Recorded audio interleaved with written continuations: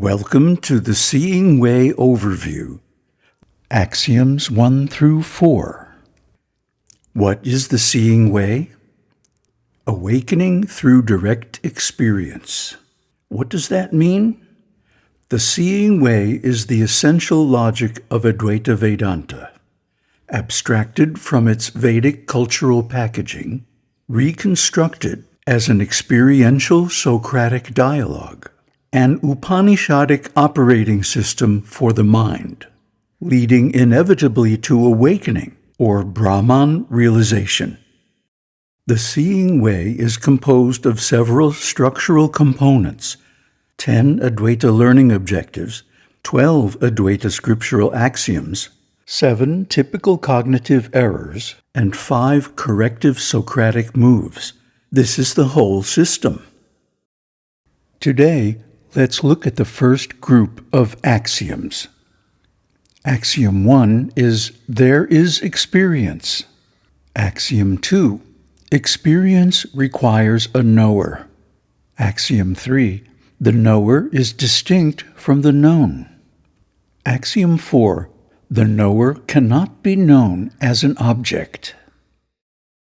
Axiom 1, there is experience. Something is undeniably happening. Sensations, thoughts, perceptions, doubts, and even confusion all qualify as experience. This does not rely on belief, philosophy, or doctrine. Experience is immediately self-evident. This axiom establishes an unshakable starting point. Any attempt to deny experience itself becomes another experience, thereby confirming it. The teaching begins here because it cannot be bypassed or argued away. Axiom 2. Experience requires a knower. Experience is never free-floating. Every experience implies something that knows it, even if that knower is not yet clearly understood. Seeing implies a seer. Knowing implies a knower. This axiom quietly redirects attention away from objects and toward the fact of knowing itself. It introduces the central inquiry, not what is experienced, but that by which experience is known. Axiom 3. The knower is distinct from the known. Whatever is known, sensations, thoughts, emotions, or perceptions, appears as an object. The knower does not appear as one more object among them. This distinction, drishya vivekaha, is foundational.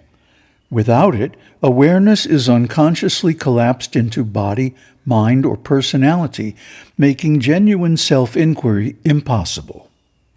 Axiom 4. The knower cannot be known as an object. Anything that can be observed, described, or measured is an object of knowledge. The knower is that by which all objects are known, and therefore cannot itself be objectified. This axiom prevents the common error of turning awareness into a subtle thing, an energy, witness entity, or internal object. It protects the inquiry from chasing experiences instead of recognizing the experiencer. Namaste. So, what is an axiom? According to the dictionary, axiom is a noun meaning a self-evident or universally recognized truth, a maxim, an established rule, principle, or law. A self-evident principle or one that is accepted as true without proof as the basis for argument, a postulate. Well, in our case, these axioms are self-evident because if you look, you'll find they're true. So these axioms, especially these first 4 axioms, are the basis of the seeing way. Because simply by seeing, simply by acknowledging them, we come closer to the truth. And what is the truth? That the seer is different from the seen. Drishya vivekaha. So once we realize this, then we know that our self is unconditioned. It is not subject to time and space. It does not change. It does not go through different states. Those are all objects, perceptions. If we can perceive something, we know that it is different from ourself. But the self itself cannot be perceived because it is the knower. These are so basic. Most people don't even think about it. But once you look into it, you have to realize it's true. That is why it's said the soul is eternal, but the body and mind are temporary. All this means is that the knower is different from the object of knowledge. So this is the basis of everything. And when we come to know it, then we start to realize what we really are.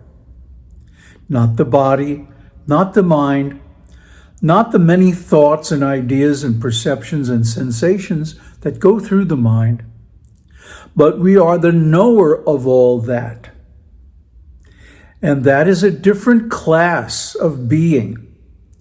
It is absolute rather than relative, unconditioned rather than conditioned. And this is the meaning of Atman or Brahman, that the self is the universal consciousness. There can only be one because it's infinite, unlimited, unconditioned by space, time, or qualities. And this is our real nature. This is our real self. And this is what we realize on the seeing way.